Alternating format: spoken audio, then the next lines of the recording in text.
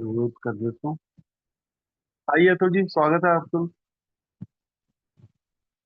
Thank you Anil and good morning everybody. नमस्कार दोस्तों, मेरा नाम अतुल और मैं एक शराबी। आइए आगे बढ़ते हैं। आज बुधवार 11 जून को ए के सफर में ए कम्स ऑफ एज। और कल हमने पढ़ा था कि कैसे मनोवैज्ञानिक चिकित्सा और ए के बीच का जो दोस्ताना था, जो एक सहयोग भरा रिश्ता था, वो कैसे उत्पन्न हुआ। उसमें कौन लोग थे जो इंस्ट्रूमेंटल थे। और डॉक्टर हैरी टाइबॉट का नाम अ, मुख्य रूप से हमारे सामने आता है। और वो एक पृष्ठभूमि बता रहा है, बैकग्राउंड बता रहा है कि उस टाइम पे जो मनोवैज्ञानिक थे वो आध्यात्मिकता और धर्म को शराबीपन के उपचार से कैसे जोड़ते थे। क्या वो मानते भी थे शराबीपन धर्म और आध्यात्मिकता से ठीक हो सकता है। इसमें दो तरीके की विचारधारा थी। एक सिगमंड फ्रॉइड जैसे विख्यात मनोवैज्ञानिक की, जो मानते थे कि धर्म और आध्यात्मिकता जो है वो इंसान की कमजोरी, उसके बचपने को दूर करने के लिए है। और जब उसको पूरी तरह से हर चीज के बारे में ज्ञान हो जाएगा इंसान को, तो उसको इन चीजों की जरूरत नहीं पड़ेगी। और दूसरी ओर कार्ल युंग जैसे मनोवैज्ञानिक थे, जिनको इसकी अहमता का विश्वास था, आध्यात्मिकता। और उन्होंने ये बोला था कि शराबीपन जैसी बीमारी के उपचार के लिए आध्यात्मिकता एक बहुत बड़ी भूमिका अदा कर सकती है। आइए अब आगे बढ़ते हैं कि इस पृष्ठभूमि के साथ, this was the background against which in 1939 doctor Harry had seen two spectacular A recoveries among his own patients. हम पेज 3 के लास्ट पैराग्राफ पे दोस्तों। और ये बता रहे हैं कि डॉक्टर हैरी टाइबोट ने 1939 में 1939 में किस तरह से अपने मरीजों में दो स्पेक्टेकुलर रिकवरीज देखी, यानी कि अचानक रिकवरी हुई और बहुत ही जबरदस्त रिकवरीज हुई है, स्पेक्टेकुलर थी। These patients Marty and Granny, अब ये ब्लाइथवुड सैनिटोरियम में है, कनकंट्री कट में, जैसे हमने कल शेयर किया था। डॉक्टर हैरी टाइबो, यहाँ पे उसके दो पेशेंट थे, दोनों महिलाएं, Marty and Granny. They had been thought kind of customers both as they were toughest kind of customers, यानी कि बहुत ही मुश्किल, चुनौती भरी ये दोनों पेशेंट्स थे उसके। कस्टमर्स इसलिए बोल रहे हैं क्योंकि वो उसके पेशेंट्स थी और उसके साथ उनको डील करना था, इसलिए कस्टमर वर्ड यूज किया उसने यहाँ पे। Both as alcoholics and as neurotics, केवल शराबीपन से पीड़ित नहीं थे, अल्कोहलिक्स नहीं थे सफरिंग, वो भी उसके साथ में न्यूरोटिक भी थे, यानी कि मानसिक रूप से भी उनके अंदर बहुत सारी बीमारियां चल रही थी अंदर। न्यूरोटिक हम उसको कहते हैं जो एंजाइटी से भरा हुआ हो, डिप्रेशन से भरा हुआ हो, हर एक चीज का एक नेगेटिव व्यू लेता हो, यानी कि नकारात्मक अप्रोच हो लाइफ में, जिसकी जिसमें डर भरे हुए हो, जो हर चीज से डरा हुआ होता है और हर चीज में बुराई ही देखता है, और हर चीज का जो सबसे बुरा जो असर होने वाला है उसके बारे में लगातार सोचता रहता है। ये सभी चीजें मिलके एक आदमी को या औरत को न्यूरोटिक बनाते हैं। तो ये दो जो पेशेंट्स थे डॉक्टर हैरी टाइबॉट के, मेरी और मार्टी और ग्रेनी, ये चुनौती भरे केस थे इसके लिए, न्यूरोटिक भी थे, शराबी भी थे। When after brief exposure to A, they abruptly stopped drinking for good, by the way, and at once began to show an astonishing change in outlook and attitude. Harry was electrified. ए में जब इनका induction हुआ, जब ये ए के member बने, तो Marty और ग्रेनी, मार्टी मैन, ये पहली, इसको बोल सकते हैं पहली ए की वुमेन अल्कोहलिक थी जो स्थायी रूप से सोबर हुई, और उसका बहुत बड़ा योगदान रहा उसके बाद भी ए के विकास में।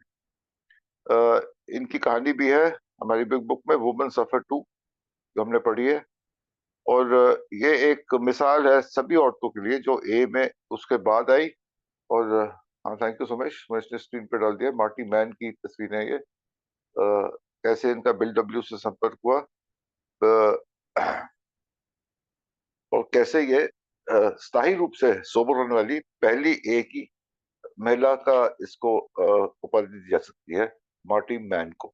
और उसके साथ एक और महिला थी जिसका नाम था ग्रेनी, और ये दोनों उसी ब्लाइथवुड के सैनिटोरियम में थी जहां डॉक्टर हैरी टाइबॉट तो उस सैनिटोरियम का चीफ था। कहानी में भी हमने पढ़ा है, और ये एक ऐतिहासिक स्टेटमेंट जो मार्टी मैन ने करी थी ग्रेनी को, वो ये था कि we are no longer alone. यानी कि ए में आने के बाद, फेलोशिप में आने के बाद मार्टी मैन ने बोला था कि अब हम अकेले नहीं हैं। और ये सिग्निफाई करता है दोस्तों, वो जो अकेलापन, खासतौर से शराबीपन के आखिरी दिनों में, जब शराबीपन अपनी सीमा पे होता है, उस टाइम पे जो अकेलापन महसूस करता है, उस अकेलेपन से बाहर आना, ये एक बहुत बड़ी चीज है जो एक शराबी महसूस करता है। और उसने महसूस किया, मार्टी मैन ने ये, और अपनी दोस्त वहां जो थी उसकी को पेशेंट ग्रैनी को उसने बोला था यहाँ पे कि we are no longer alone. ये ऐतिहासिक स्टेटमेंट एक है जो उसने कहा था। और एकदम से at once began to show astonishing changes in outlook and attitude. जब अल्कोहलिक्स एनोनिमस के फोल्ड में ये दोनों आई, तो एस्टोनिशिंग चेंजेस यानी कि अचानक और बहुत ही हैरान करने वाली तब्दीलियां जो आई, किस चीज में, उनके change of outlook and attitude में। यानी कि चीजों को देखने का दृष्टिकोण, चीजों को देखने का रवैया, उसके बाद इन चीजों में जो भारी भरकम एक बदलाव आया, उसको देख के डॉक्टर हैरी टाइबॉट औचक्का रह गए। और हमने पढ़ा है अपेंडिक्स में बिग बुक के कि ये जो change in attitude and outlook है, इसी को तो हम आध्यात्मिक जागृति बोलते हैं। This is spiritual awakening. तो जो स्पिरिचुअल अवेकनिंग इनमें आई, उससे हैरी वाज इलेक्ट्रिफाइड, यानी कि बिजली जैसा असर हो गया डॉक्टर हैरी टाइबॉट पे। और he was agreeably astonished when he discovered that as a psychiatrist, he could now really reach them, despite the fact that only a few weeks previously they had presented stone walls of obstinance, resistance to every approach. यानी कि जो भी प्रयास कर रहा था वो, उसके प्रयास विफल हो रहे थे। क्यों? क्योंकि एक पत्थर की दीवार जैसी एक रुकावट, एक बैरियर, एक दीवार सी बना दी थी इन्होंने। और वो किसी भी, उसके जो भी प्रयास होता था उनके उपचार का, उसको वो बिल्कुल एक सिरे से नकार देते थे, क्योंकि वो ओपन माइंडेड नहीं थे, वो अप्रोचेबल ही नहीं थे। लेकिन चंद हफ्तों बाद ही वो कह रहा है कि इसमें भारी बदलाव आया और उनके ऊपर वो काम कर सका, both as alcoholics and as neurotics. उनके सुधार के लिए वो काम कर पड़ा। और डॉक्टर हैरी टाइबॉट कहता है कि to these they were facts, brand new facts. और ये तथ्य थे बिल्कुल नए, एक बहुत ही नॉवल, बहुत ही नई चीज थी जो डॉक्टर हैरी टाइबॉट को देखने को मिल रही थी इन दोनों patients. And scientist and man of courage he that he is, यानी कि डॉक्टर हैरी टाइबॉट सिर्फ एक वैज्ञानिक नहीं था, एक डॉक्टर भी था, और उसके साथ वो एक हिम्मत वाला इंसान था। फेस देम स्क्वेयरली, मतलब इस तथ्य से ये जो फैक्ट उसके सामने आए थे उसको नकारा नहीं उसने, उससे भागने की कोशिश नहीं करी। उसको डर नहीं लगा कि ये जो फैक्ट्स हैं ये मेरे प्रोफेशनल लाइफ को अफेक्ट कर सकते हैं, यानी कि मेरे व्यवसाय पे इसका उल्टा असर भी पड़ सकता है कि ये ए और आध्यात्मिकता के जरिए अगर उपचार हो रहा है तो मेरी क्या जरूरत है डॉक्टर। तो उसको इस बात का बिल्कुल डर नहीं लगा, हिम्मत वाला बन रहा था। और ये जो फैक्ट्स थे, नए फैक्ट्स थे उसके सामने, हैरी फेस देम स्क्वेयरली, उसने उसको एक्सेप्ट किया, स्वीकार किया, भैया ये तो है, दूर नहीं भागा इससे। And not always in the privacy of his office either. और इसने सिर्फ अपने ऑफिस के अंदर इन चीजों को नहीं माना, इसने उस बाहर भी जाके इन चीजों को स्वीकार किया और ओपनली, यानी कि खुले मंच पे इस चीज का इजहार किया। As soon as he became fully convinced, he held up A for its professional and for the public to see, यानी कि A क्या कर रही है ये सार्वजनिक रूप से लोगों को दिखाने में उसने मदद करी। Note the index of his medical papers, इसके बाद में इंडेक्स में इसके मेडिकल पेपर्स, यानी कि इसने एक मेडिकल प्रोफेशनल के कैपेसिटी में, उस रोल में क्या क्या लिखा है अल्कोहलिज्म के बारे में और ए के रोल के बारे में। At very considerable risk to his professional standing, Harry Tibbott ever since has continued to endorse A and its work to the psychiatric profession. यानी कि उसके बाद उसने यहाँ पे साफ किया है उसके बाद एट वेरी कंसिडरेबल रिस्क, जोखिम भरा काम है ये। एक मनोवैज्ञानिक चिकित्सक, हमने कल भी इस बारे में बात करी थी, अपने एक्सपीरियंस से शेयर कर रहे थे, डॉक्टर हैरी टाइबॉट आ गए हैं। इन्होंने बड़े ही हिम्मत के साथ इस बात को स्वीकार किया कि ये काम करता है, और ए में जाके आदमी शराबीपन से की बीमारी से उपचार सुधार प्राप्त कर सकता है। तो ये उसके, अगर देखा जाए तो उसकी जो व्यवसाय था उस पर एक उल्टा असर डाल सकता था, लेकिन उस बात से नहीं घबराया। जो सत्य था, जो तथ्य थे, उसका स्क्वायरली सामना किया। और उसके बाद वो कह रहा है, हैरी टाइबॉट एवर सिंस, उस दिन के बाद से, has continued to endorse A and its work to the psychiatric profession. Endorse, दोस्तों एंडोर्स बड़ा भारी भरकम शब्द है। एंडोर्स का मतलब होता है कि मैं सार्वजनिक रूप से, in the public domain, not only am I accepting something, मैं किसी चीज को सिर्फ स्वीकार नहीं कर रहा हूँ, उसको एंडोर्स कर रहा हूँ, यानी कि उसकी मैं प्रचार कर रहा हूँ लोगों को कि उसको फॉलो करा जाए। और अगर सार्वजनिक रूप से मैं ऐसा कर रहा हूँ तो मैं अपने रिस्क पे कर रहा हूँ, क्योंकि अगर सार्वजनिक रूप में एज ए डॉक्टर मैं इस चीज को बोल रहा हूँ तो मेरी एक जिम्मेदारी बन जाती है, मेरा एक दायित्व बन जाता है कि ये चीज जो है वो पूर्ण रूप से सच हो, और इसमें अगर कोई उल्टा असर पड़ता है तो बात मेरे ऊपर आ सकती है। लेकिन डॉक्टर हैरी टाइबॉट इतना कन्विंस था, इतना इस बात को लेके उसको आश्वासन था कि ये काम करेगी, स्थायी रूप से सोबर करने में लोगों को, कि इसने सार्वजनिक रूप से ए को एंडोर्स किया। और सिर्फ लोगों के सामने नहीं, अपने साइकेट्रिक प्रोफेशन में भी, यानी कि अपने व्यवसाय के घेरे के अंदर अपने फेलो साइकेट्रिस्ट के एक संगठन में इसने इस बात को स्वीकार किया और इस बात को एंडोर्स किया। Doctor Tibbot was panel of the convention's medical panel, was paired with the convention's medical panel with Dr. W. Boer of the American Medical Association. Doctor W. Bore, एक और शख्सियत का नाम यहाँ पे आ गया, जो अमेरिकन मेडिकल एसोसिएशन के एक प्रोफेशनल थे और डॉक्टर बोर के साथ पेड, यानी कि इनकी जोड़ी थी, उनको जोड़ीदार थे जो अमेरिकन मेडिकल एसोसिएशन में। डॉक्टर बोर आ गए आपके, डॉक्टर विलियम वाल्डो बोर, और उसके साथ थे वो इस अभियान में, ए के प्रचार में। Doctor William Bauer 1892 to 1967, he was a physician and health worker. Doctor Bauer ने पहले विश्व युद्ध में आर्मी में काम किया था, आर्मी मेडिकल कोर में एज ए लेफ्टिनेंट, और असिस्टेंट डायरेक्टर थे ये अमेरिकन मेडिकल एसोसिएशन के। इसके साथ ये एक न्यूट्रिशनिस्ट भी थे डॉक्टर बोर, और फूड और हेल्दी ईटिंग, क्या खाना चाहिए, क्या कैसी डाइट होनी चाहिए, इसका बहुत प्रचार करते थे। और इस अभियान में वो डॉक्टर हैरी टाइबॉट के जोड़ीदार थे। और अमेरिकन मेडिकल एसोसिएशन ने जो बाद में अल्कोहलिज्म एज अ डिजीज को स्वीकृति दी, इसकी घोषणा करी थी कि अल्कोहलिज्म शराबपन एक बीमारी है, अमेरिकन मेडिकल एसोसिएशन ने, उसमें इनकी अहम भूमिका थी। who held out the hand of friendship to A and recommended us warmly, यानी कि दोस्ताना, और ए का समर्थन करने के बाद भी रेकमेंड किया लोगों को ए के लिए। तो इनका बहुत बड़ी भूमिका थी, और वे एक हिसाब से डॉक्टर हैरी टाइबॉट के जोड़ीदार इनको बोला जा सकता है। These good medical friends were not in the least surprised at the testimony of Dr. Earl M. एक के बाद एक शख्सियतों का नाम आ रहा है, एक और शख्सियत यहाँ पे आ गई, डॉक्टर अर्ल एम। ये डॉक्टर थे, इनकी कहानी फिजिशियन हील थायसेल्फ हमारी बिग बुक में है। ये ना केवल एक डॉक्टर थे but he was also an alcoholic. तो यहाँ पे एक मिश्रण हमको देखने को मिल रहा है कि ये डॉक्टर भी थे, और इन्होंने, ये इनकी डॉक्टर ऐसी थी कि इन्होंने कई क्षेत्रों में एज अ डॉक्टर काम किया है, इंक्लूडिंग साइकेट्री एंड सर्जरी। और पूरे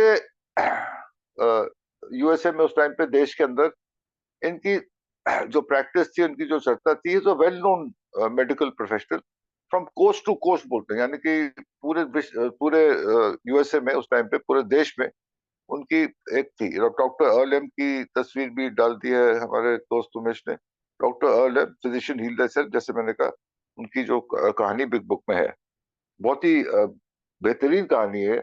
इसको हमने पढ़ा है और मैं रिकमेंड करूंगा इसको फिर से पढ़ा जाए, एक बार। जो भी पढ़ सकता है अपने स्पेयर टाइम में पढ़े इसको।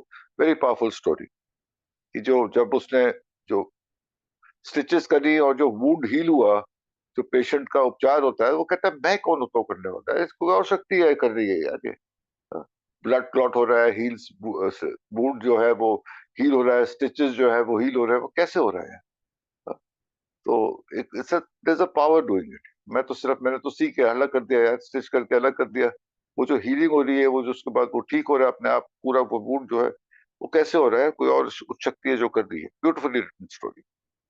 तो coming back to doctor Earl M, notable in the medical circles from coast to coast, Dr. Earl flatly stated that despite his medical knowledge, which included psychiatry, he had nevertheless been obliged humbly to learn his A from a butcher. जैसे मैंने कहा था, ये शराबी भी था और doctor भी था, लेकिन इसको ए का मैसेज और ए के तथ्यों का जो एक संदेश था, वो कहां से मिला? अपने कसाई से या बुचर से, जहां से वो मीट खरीदता, वहां से उसको ए का मैसेज मिला। और जो शुरुआती दिनों में उसने ए की मीटिंगें करी हैं, तो उसमें एक बुचर था, एक कारपेंटर था यानी कि बढ़ई था, एक मोटर मैकेनिक था। ऐसे लोग थे जिनके साथ उसने बैठ बैठ के ए की मीटिंग करी। वो इतना विख्यात बड़ा डॉक्टर, रईस आदमी, लेकिन वो इन लोगों के साथ बैठता था, और उस वहां यहाँ बैठ के उसका शराबीपन का उपचार हुआ है। और इससे उसको क्या चीज सीखने को मिली? He had nevertheless been obliged humbly to learn his A from a butcher. Thus he confirmed all that Dr. Halley had told us about the necessity of reduction in the alcoholic's ballooning ego before entering A and up. Doctor Harry टाइपॉड शुरू से बोलता था ये एक ego deflation का programme है, और उसका सत्य और उसके तथ्य जो है, उसकी सच्चाई जो है, ये महसूस करी अर्ल जी ने, डॉक्टर अर्ल एम ने, सॉरी, डॉक्टर अर्ल एम ने महसूस करी जब इन लोगों के साथ बैठ के उसने ए के मीटिंगें करी। तो उसको इस बात का एहसास हुआ कि नेसेसिटी यानी कि बड़ा अनिवार्य है ये, इसमें कोई दो राय नहीं है कि अगर उसको अपने सुधार में आना है, तो उसकी जो बलूनिंग ईगो होती है, यानी कि जो ईगो होती है वो अपनी चरम सीमा पे होती है, बिल्कुल ऊपर जा रही होती है, उसको डिफ्लेट करना है, उसको उस ईगो को तोड़ के उसको ह्यूमिलिटी के अंदर आना है, और तभी उसका उपचार जो है वो शुरू हो सकता है। और ह्यूमिलिटी को मेंटेन करना जरूरी है, saying over here, not only ballooning ego before entering A and afterward, सिर्फ आने से पहले नहीं। जब वो ए में है, स्थायी रूप से अगर शराब से दूर रहना चाहता है, तो इस ईगो को परे करके रखना पड़ेगा। इस बात को हम सब अच्छी तरह से महसूस करते हैं। तो ये थी डॉक्टर अर्ल एम की कहानी। इसमें मैं कुछ भूल तो नहीं रहा हूँ, मैं एक बार ही देख लूं। डॉक्टर अर्ल एम, जैसे मैंने कहा था कि साइकेट्री और मेडिकल थे में ईगो डिफ्लेशन का प्रोग्राम के बारे में इन्होंने बताया। और आगे बढ़ते हुए, the inspiring talks of this doctors reminded us all of the help that A friends in medicine had given us over the years. और ये जो डॉक्टर्स थे, पता चलता है कि ए फ्रेंड्स जो थे हमारे मेडिकल प्रोफेशन में, किस तरह से ओवर द इयर्स ए की उन्होंने मदद करी, साल दर साल। Many A's at the convention had been at the San Francisco Opera House on the evening in 1951 when Alcoholics Anonymous received the Lasker Award, the gift of Albert and Mary Lasker, from 12,000 physicians of the American Public Health Association. Lasker Award से सम्मानित किया गया एक को 1951 में। और ये thank you Sumesh, ये सुमेश ने डाल दिया, सैन फ्रांसिस्को ओपेरा हाउस का ये एक दृश्य है जहाँ पे लास्कर अवार्ड मिला था ए को 1951 में। और एक दंपति था, इनका नाम था एल्बर्ट एंड मेरी लास्कर, जो जिन्होंने इस अवार्ड का स्थापन किया था। और ये जो पुरस्कार है, ये चिकित्सा के क्षेत्र में यानी कि मेडिकल फील्ड में दिया जाता था उन लोगों को जिन्होंने कोई वरिष्ठ योगदान दिया था। और ये इसके कई कैटेगरीज थी इस अवार्ड की। एक था ग्रुप्स का अवार्ड, एक था इंडिविजुअल्स का अवार्ड। और जो ये अवार्ड जिसको मिलता था, समझो कि उसको नोबेल प्राइज मिलने के जो संभावनाएं थी वो बहुत बढ़ जाती थी। अगर इस क्षेत्र में मेडिकल फील्ड में नोबेल प्राइज मिलने के चांसेस जो थे वो बहुत थे। और डॉक्टर यहाँ पे बिल डब्ल्यू को भी दिखाया गया लास्कर अवार्ड के साथ। बहुत ही प्रतिष्ठित और सम्मानित अवार्ड था ये। और 1951 में सैन फ्रांसिस्को के ओपेरा हाउस में ये अवार्ड जो था वो मिला था ए को। और मैं पढ़ रहा था कि इस अवार्ड के साथ $2.5 लाख का इनाम भी था, पुरस्कार भी था इसके साथ। क्या ए ने वो स्वीकार किया था? जिसकी किसी को जानकारी उसके बारे में, तो like to know that was this $250,000 that goes with this award? Was it accepted by Alcoholics Anonymous, and if so, by whom, and how was the money used? And if it was not accepted, then what exactly was the reason for it, and how was it conveyed to the authorities of the award? जो भी था, मैं जानना चाहूंगा। लेकिन उसके साथ वो था, और ये बहुत ही, जैसे मैंने कहा था, प्रतिष्ठित अवार्ड था। तो ये जब 1951 में सैन फ्रांसिस्को के ओपेरा हाउस में दिया गया ए को, तो वहां पे लगभग सभी जो डॉक्टरी एक परिवार था पूरा, यूएसए का उस टाइम का, वो सभी वहां पे, कई लोग इससे वहां शामिल थे और इस बात के गवाह थे कि कैसे उनको ये मिला। And it was given to alcoholics anonymous for contribution to public health and understanding of alcoholism. और अमेरिकन पब्लिक हेल्थ एसोसिएशन के 12,000 फिजिशियन वहां पे उस टाइम, उनके योगदान से ये हुआ कि ये सभी ये प्रमाणित करते थे और डिसाइड करते थे कि अवार्ड किसको दिया जाए। आगे बढ़ते हुए वो ये कह रहा है कि the addresses which the reverend Samuel Shoemaker, father Edward Downing, doctor Harry Tibbo, W.W. Board and before the convention can be read beginning on page 235। आगे जाके 235 नंबर पृष्ठ से वो ये बता रहा है कि इन सब ने जो उस टाइम पे स्पीच दिया था, वहां पे जो प्रचार किया था, वहां पे जो घोषणाएं की थी, वहां पे जो बताया था अपने बारे में, अपनी यात्रा के बारे में अल्कोहलिक्स एनोनिमस के साथ, वो आगे जाके इस किताब में हमको पढ़ने को मिलेगी। Along with them we publish the talks of another friend, Bernard B Smith. एक और शख्सियत का नाम यहाँ पे है, बर्नार्ड बी स्मिथ। ये भी एक non alcoholic contributor to alcoholics anonymous once again. ये एक न्यूयॉर्क के लॉयर थे, who has served us so faithfully and brilliantly in recent years as chairman of A's board of trustees। ए के board of trustees का जब गठन हुआ था, तो ये उसके चेयरमैन थे। He will remembered forever as a non-alcoholic whose singular skill and ability to reconcile different viewpoints, बहुत अहम भूमिका रही थी इनकी एक ही यूनिटी में। और 1970 में इन्होंने मायामी फ्लोरिडा के कन्वेंशन में एक स्पीच दी थी, जिसमें उसने एकता के ऊपर जोर देते हुए बात करी थी, और स्टैंडिंग ओवेशन उनको मिला था इस स्पीच के बाद, जो उन्होंने शेयरिंग करी थी, जो उन्होंने वार्ता करी थी एक A and necessity of unity ने। ये बर्नार्ड स्मिथ, ये एक लॉयर थे न्यूयॉर्क में, और जनरल सर्वर ट्रस्टी थे, और इनकी अहम भूमिका जैसे मैंने कही थी। और इन्होंने आगे जाके लिखता है ये कि he will be remembered for his forever as an alcoholic whose singular skill and ability to reconcile different viewpoints। अब बताओ, नॉन अल्कोहलिक एक सर्विस बोर्ड का चेयरमैन है, और उसमें उसको उसका नाता पड़ता है, उसका डीलिंग होती है किनके साथ? शराबियों के साथ। और हमको पता है, शराबी होने के हेतु मुझे तो पता है कि जितने शराबी उसके उतने दृष्टिकोण, उसके अपनी उतनी ही हर चीज को देख के नजरिए, और उन नजरियों को शराबी छुपाता नहीं है, खुल के उनको बयान करता है। और डिफरेंसेस ऑफ ओपिनियन जो है वो ए में भरपूर हैं। हमने देखा है, चाहे वो ग्रुप लेवल पे हो, चाहे वो इंटर ग्रुप लेवल पे हो, चाहे वो नेशनल लेवल पे हो, there are vast differences in opinions among alcoholics. और अल्कोहलिक जो होता है वो किसी डिफरेंस ओपिनियन को छुपाता नहीं है, और उसका जो एक नजरिया किसी चीज को लेके उस पर वो दृढ़ रहता है। और ये सब चीजें जो है वो डिफरेंसेस का और झगड़े का स्रोत बन सकती हैं, और रिजेंटमेंट्स पैदा कर सकती हैं। लेकिन बर्नार्ड बी स्मिथ एक वकील भी था, उसको पता था कि कैसे एकता जरूरी भी है, उसको बनाए कैसे रखना है एक पब्लिक फोरम में, इन सब लोगों के साथ डील करते हुए। इसमें इसकी माहिरता थी, और ए के लिए ये हमारा अहोभाग्य है कि वो थे, और उन्होंने एकजुट रखा ऐसे में ए को, रिकनसाइल डिफरेंट व्यू पॉइंट्स। यानी कि डिफरेंट व्यू पॉइंट्स होंगी, विचारधारा अलग होगी, सोच अलग होगी, लेकिन इन सबको एकजुट लाना, एक कमरे में एक छत के नीचे रिकनसाइल करना। यानी कि अगर है भी मतभेद होंगे, लेकिन उन मतभेदों को परे रखते हुए आगे बढ़ना, उनको जो है उनको रास्ते से हटाना, उनके बारे में बात करके किसी नतीजे पे पहुंचना, इस चीज में उसने बहुत मदद करी ए के सदस्यों।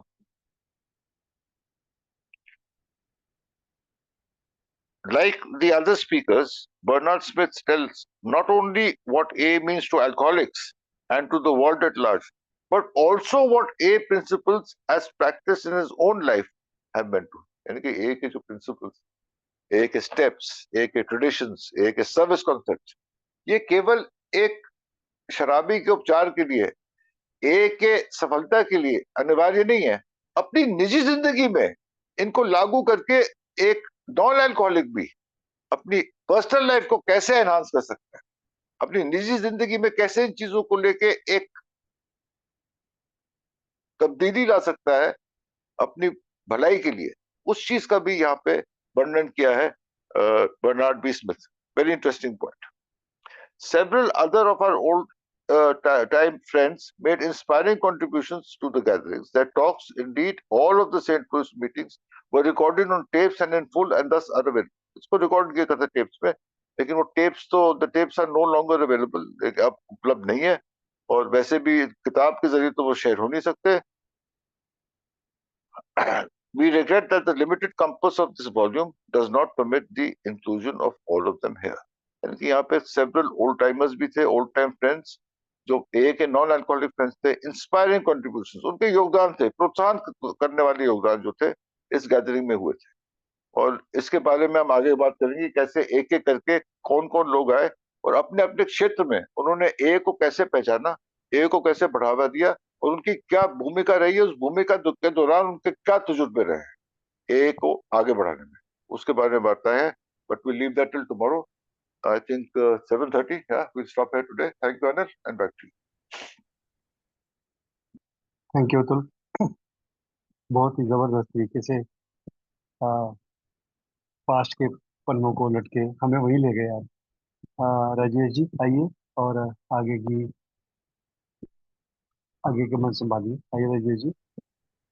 जी धन्यवाद। नमस्कार, मेरा नाम राजेश, मैं शराबी हूँ।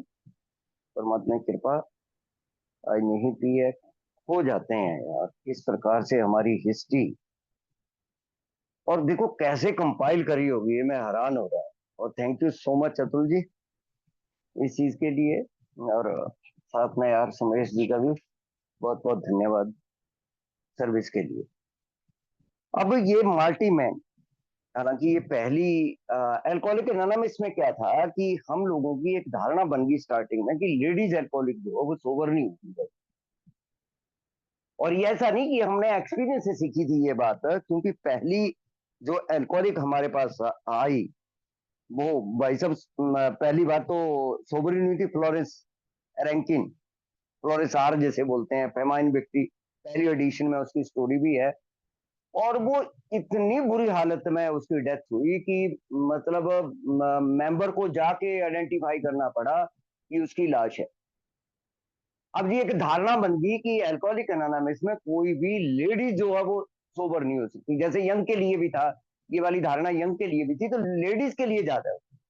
लेकिन यार ये पहली अल्कोहलिक, मतलब मार्टी मैन, पहली अल्कोहलिक, और इसकी स्टोरी लगभग सेकंड थर्ड एडिशन में भी थी, और इसमें तो हमने पढ़ी है women suffer to.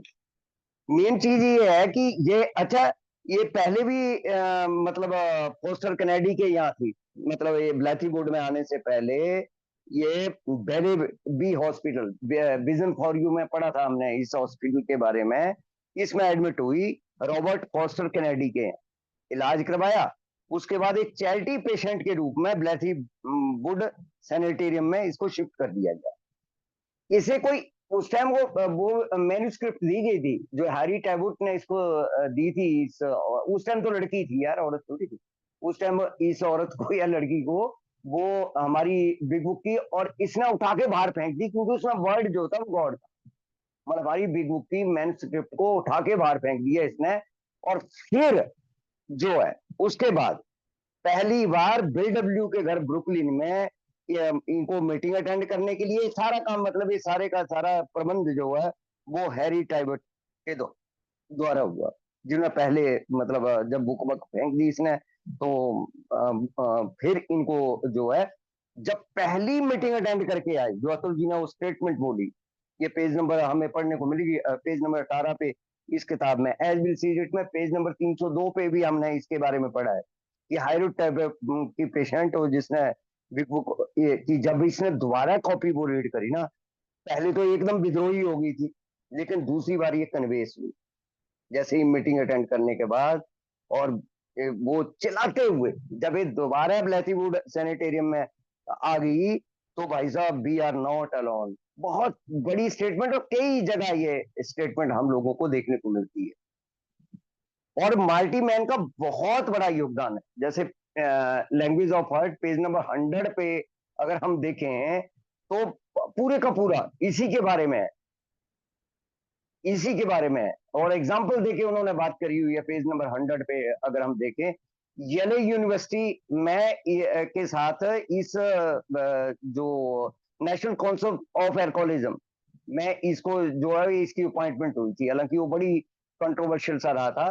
So when the national committee of education of alcoholism, now the national council on alcoholism, आज इसका नाम जो है वो ये है, ये लिख रहे हैं, and A member was made x executive director, और वो थी मार्टिन में, और one the oldest and finest. हालांकि इसके पीछे वो कंट्रोवर्सी क्या हुई थी कि इन्होंने क्या करा था कि बिल और बॉब की वो फोटो लगा के आउटसाइड कंट्रीब्यूशन मांगना शुरू कर दिया था, और इस प्रकार की कई चीजें इनके साथ जुड़ी हुई है। लेकिन एजुकेशन में खासकर येले यूनिवर्सिटी के साथ इसके काम को ना बहुत एल्कोहलिक एनोनिमस का यार, मतलब इस औरत ने भी बहुत ज्यादा है।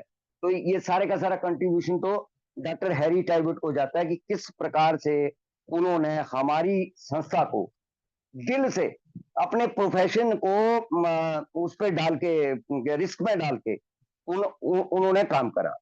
और इस की एक और चीज थी 1944 में, जैसे ये स्पॉन्सरशिप हुई national committee for education on alcoholism, और इसने मार्टी मैन ने जैसे इनका लिया तो कई मतलब ये नहीं कि अल्कोहलिक एनोनिमस से जैसे आपत्ति आई इन्होंने तुरंत वो फोटो भी हटाई, एक्सक्यूज करा और बाकी चीजें करी, परमिशन लेके गई थी ये ऐसे ओल्ड टाइमर ने ही इनको परमिट करा था। उसके बाद आते हैं जी हार्लेम, ये पोजीशन हील दाई सेल्फ, ये स्टोरी हमने पढ़ी है। और कल हम जिसकी स्टेटमेंट का तीनों चारों को डॉक्टर का वो जाके हम 5 पेज बी बुक का 4th एडिशन का पेज नंबर 569 पे जाके भी हम लोग जो है वो इन डॉक्टरों के बारे में पढ़ सकते हैं कि यार इतनी बड़ी या इतनी बढ़िया स्टेटमेंट कैसे दे सकते हैं। अब आ जाते हैं जी इसके बाद, हाँ जैसे बोला कि इतने छोटे लोगों के साथ बैठ के, मतलब कारपेंटर या बूचर के साथ बैठ के, ये मेरे को ना अनहोनी सी लगती है, अनहोनी। इससे पहले भी घट रही है अनहोनियां, जैसे फ्रिट्जमायर और जिम्बी के बीच में एक बहुत आस्तिक है एक बहुत नास्तिक है। ऐसे कैसे हो सकता है कि स्पॉन्सर बहुत आस्तिक हो और जो स्पॉन्सर है बहुत नास्तिक हो? फिर भी ये जोड़ियां बनती आई भाई साहब। ये अल्कोहलिक एनोनिमस में ये जो क्लास शुरू से टूटी ना, इसने बहुत बड़ा काम करा। अब आते हैं जी लास्कर अवार्ड पे। लास्कर अवार्ड के बारे में भी लैंग्वेज ऑफ हार्ट में बहुत अच्छी है। ये एक्चुअली क्या है, ग्रुप को दिया जाता था, लेकिन वो बाद में क्या हुआ कि वो जैसे ही बीडब्ल्यू ने उनको लेटर लिखा, काफी कम्युनिकेशन है लास्कर अवार्ड की जो डायरेक्टर टीम थी उसके साथ काफी इन लोगों की कम्युनिकेशन हुई, लेकिन इन्होंने मना कर दिया कि भाई साहब हमारी तो संस्था है। अब उन्होंने संस्था के नाम कर दिया। अब इन्होंने मना कर दिया कि जी अल्कोहलिक होने के नाते व्यक्तिगत अनामता का ध्यान रखते हुए सार्वजनिक मंचों पे कोई भी अल्कोहलिक किसी भी अवार्ड को नहीं ले सकता। अच्छा, वो जो आउटसाइडर कंट्रीब्यूशन है, जो पैसा साथ में दिया, उस दिन के बाद जितने भी अवार्ड अल्कोहलिक एनोनिमस को मिले हैं, हम लोग जो कैश होता है, दूसरी चीज अवार्ड लेते हैं हम लोग, इंडिया ने भी लिए हैं अवार्ड महाराष्ट्र से, महाराष्ट्र गवर्नमेंट ने हम लोग को महात्मा गांधी पुरस्कार दिया था। पैसा नहीं लेते, कैश नहीं लेते, क्योंकि 7th एडिशन उसमें ब्रेक होती है। लेकिन सबसे बड़ी बात, यहाँ बर्नार्ड बी स्मिथ को भेजा इन्होंने। बर्नार्ड बी स्मिथ जो है वो लास्कर अवार्ड 1951 में लेने गए थे। और जैसे हमने बात करी थी 1951, 1952, 1953, 1954, 1955, कल भी बात हो रही थी कि God of structure, general service conference जो स्ट्रक्चर के ना पूरी फॉर्मेशन करने वाले ये बंदे, इनके साथ सिर्फ ऐसे एसिस्टेंट इनको कराया लियोनार्डो हॉरिसन ने। ये दो बंदों ने इनको जो है वो करा है। तो बिर्नार्ड भी स्मिथ का जो योगदान है अल्कोहलिक एनोनिमस के लिए अनफॉरगेटेबल है, क्योंकि मेरा ये मानना है, ये लाइफ तो थे ही, और इनको ट्रस्ट का बहुत नॉलेज था, ट्रस्ट बनाने में। बिल को भी था, बिल ने भी किताबें पढ़ी है 1950 में, 1950 में, जब बिल ने पुरानी किताबें अपनी निकाली थी, क्योंकि हमें भी पहले से पता है कि बिल डब्ल्यू भी जो है वो लॉ का स्टूडेंट रहा है। तो उन्होंने इनके साथ मिलके एक, जब पूरा मतलब पूरा ए या नॉन ए जो फ्रेंड थे हमारे, सबका विरोध था, डॉक्टर बॉब से उसकी सहमति लेने के बाद इन्होंने जो एक्सपेरिमेंटल बेस पे ये वाली हम लोगों के लिए काम कराना, ये कभी कभी भुलाया जाने वाला योगदान नहीं है ये। और ये चेयरमैन तो रहे ही हैं, ये 4-5 साल जो हमारी क्या कहते हैं, ये जो कन्वेंशन हमारी एक्सपेरिमेंटल बेस पर जो कन्वेंशन हुई थी, और लास्ट में आके जो कन्वर्ट हो गई थी परमानेंट के रूप में, ये कॉन्फ्रेंस, सॉरी कन्वेंशन मुंह से निकला है, कॉन्फ्रेंस जो है वो हमारी परमानेंट हो गई थी। तो इस प्रकार से यार इन लोगों का योगदान, और ये किताबों भरी पड़ी है इन लोगों के बारे में, हमारे हमें बाहर जाने की भी जरूरत नहीं है, हमारे अपने ही लिटरेचर में इन लोगों के बारे में लिखा हुआ है। धन्यवाद, थैंक यू। धन्यवाद राजेश जी। 3 शब्द, भव्य, दिव्य, विशाल और मनमोहक। जबरदस्त। और इतने हम्बल लोगों का समूह इकट्ठा हो जाना और ऐसी संस्था का उदय होना, जबरदस्त। सभी भाइयों से मेरा अनुरोध है कि हम जो आज हमने पढ़ा है उसके इर्द गिर्द ही अपनी शेयरिंग को रखें, और अनुभवी लोगों को आगे आने का आमंत्रण करूंगा कि वो आगे आए और आगे आके जो भी ट्रस्ट कर रहे हैं, जो भी न्यू कमर है, जो कम जानकारी रखते हैं, उनको इस बात की जानकारी दें, अपने अपने अनुभव से हमें और अवगत कराएं। Thank you. आइए जी, मंच खुला है। पहले मैं रिकॉर्डिंग रोकता हूँ जी।